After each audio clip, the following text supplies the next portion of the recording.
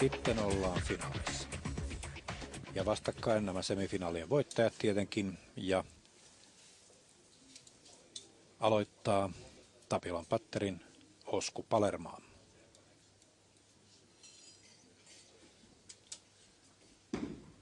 Jälleen tuo kahden käden raisuveto. Pallo ei oikein tavoita taskua. Saa nähdä, mitä muutoksia Osku on keksinyt tauon aikana ja Petteri ja Patricia pelatessa, että Nikseä tähän ratapari eroon, että edelleen tuo 14 näyttää hitaammalta tässä harjoitusheittoa katsellessa myös. Niin, valtavan riemastuneelta Osku ei tuohon avauksensa näyttänyt olevan, mutta ruutujahan on. Vartalon kieli vähän kertoo, että kaveri kyllä odotteli kaatoa, mutta jostain syystä pallo ei siellä loppupäässä sitten paljon kääntynytkään. Näin on, ja tässä nyt sitten tämä hankaluuksia aiheuttanut oikeanpuolinen rata, joka tarttui aika voimakkaasti, ja nyt sitten Salonen lähetti pallonsa jo kovin paljon tuonne ulos oikealle, ei aivan kerennyt takaisin ja pystyssä kakkoskeila. Taitaa olla ensimmäistä kertaa tänä viikonloppuna, että joutuu noin vasemmasta reunasta keilalla suoritusta tekemään. En tiedä, onko televisiolamput tai muut kuivattanut vähän rataa nopeammin kuin vasemman puolesta. Aika harvinainen virhe tämän tason mieheltä. Taisi olla vähän huolimattomuutta. Että jonkinlainen ajatuskatkos, kyllä. Kenties mikä keila oli pystyssä tai jotain muuta. Eikä mennyt oikein läheltäkään. No. Olisiko tässä nyt sitten esimerkiksi Petterillä muitakin vaihtoehtoja ottaa tuo oikean puolen rata haltuun, kun mennä vain enemmän vasemmalle?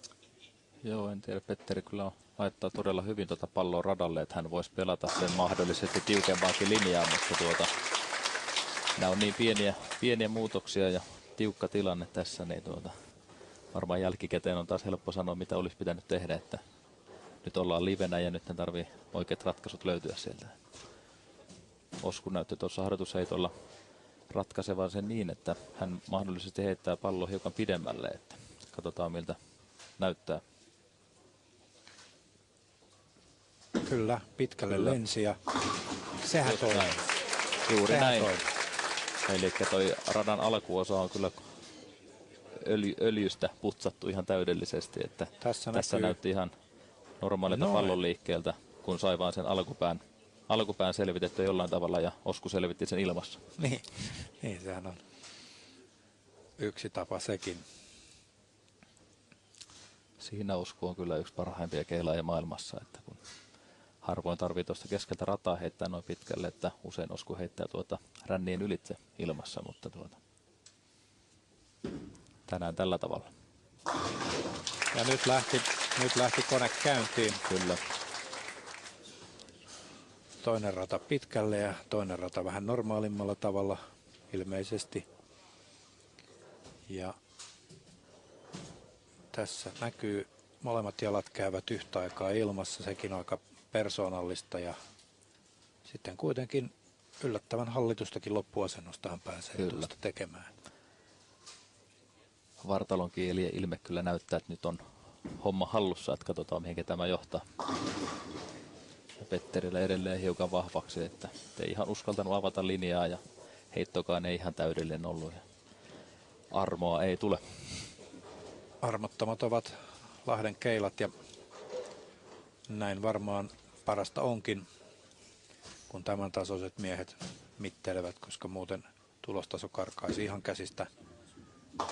Tällä kertaa Petteri ei enää erehdy, vaan paikkaa ja tällä hetkellä hän on 21 pinnan takamatkalla. Samanlainen tilanne kuin edellisessä sarjassa. Niin, täsmälleen samassa kohtaa samanlainen tilanne.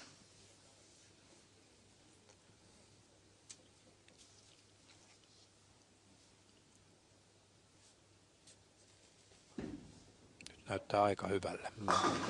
Selvästi luottoa 13 ja heitotkin on sitä luokkaa, että on ihan sama mitä siinä olisi. Tuolla heitolla menee vaikka asfaltilla. Niin, edelleen hän kuitenkin käyttää eri palloja eri radoilla. Kyllä, ja vaihto vielä radalle 13 vielä eri pallo, millä heitti semifinaalissa. Että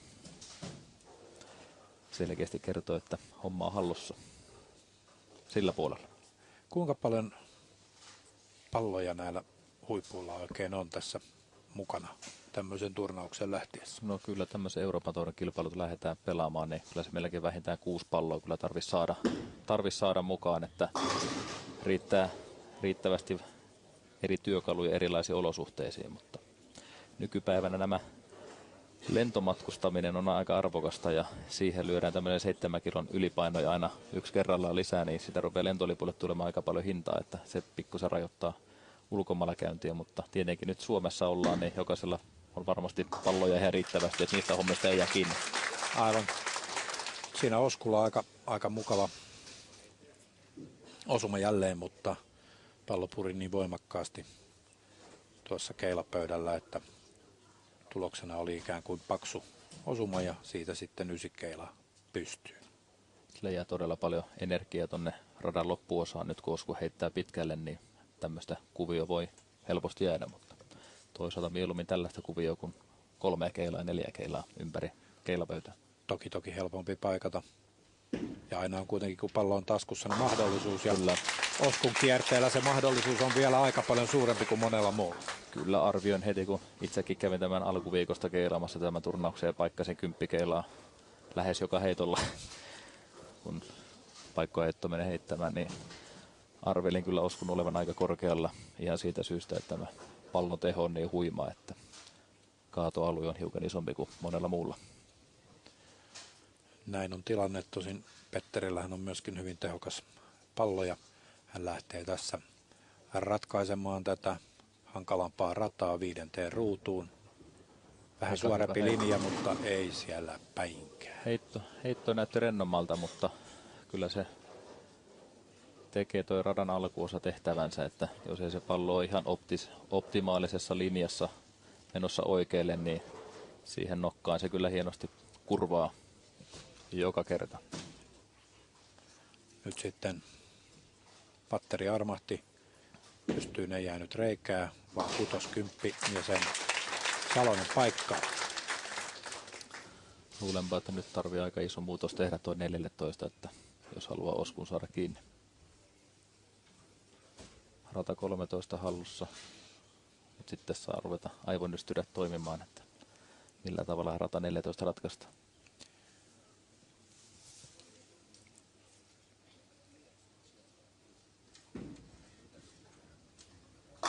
Siinähän se on. Näyttää Tässä on todella vielä, hyvältä. niin, tässähän on vielä se kiusallinen tilanne, että jos 13 kerrankin jää, niin sitten ei ole enää mitään saumaa. Näinpä. Tai tietysti on se sauma, että jos Osku rupeaa peli hajoaa, mutta niin no, niin sanoin äskenkin, että vaikea uskoa, että se hajoaisi, mutta niin ei sitä koskaan tietenkään tiedä. Osku oli tyytymätön keilojen asentoon tai sitten halusi ostaa vähän aikaa keskittyäkseen. Tässähän olisi nimittäin todella oiva paikka tehdä tupla.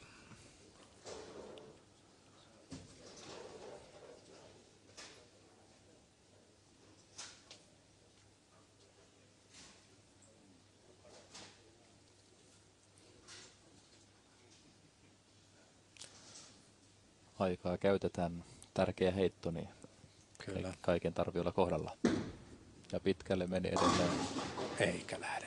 4. Mutta hiukan tässä semmoista tapahtunut, että Oskukin ehkä nyt kun löysi ensimmäisen kaadon, sai tuolla pitkälle heittämällä, niin nämä 2 edellistä heittoa hiukan on ajautunut enemmän tuonne vasemmalle vielä, että pallo käy paljon vähemmän taskun puolella ja näin se ei paljon kierrettä tarvitse, kun ollaan jo paksuna. Että Hän on ehkä hieman tuollaista väkisin vääntämisen makua. Juu, kyllä sinne ihan varmasti kaikilla tiedossa on, että vähän hankalampi rata on, niin sille ihan rennolletkeitä on ihan kaikilla lähtenytkään vielä. Näin kyllä.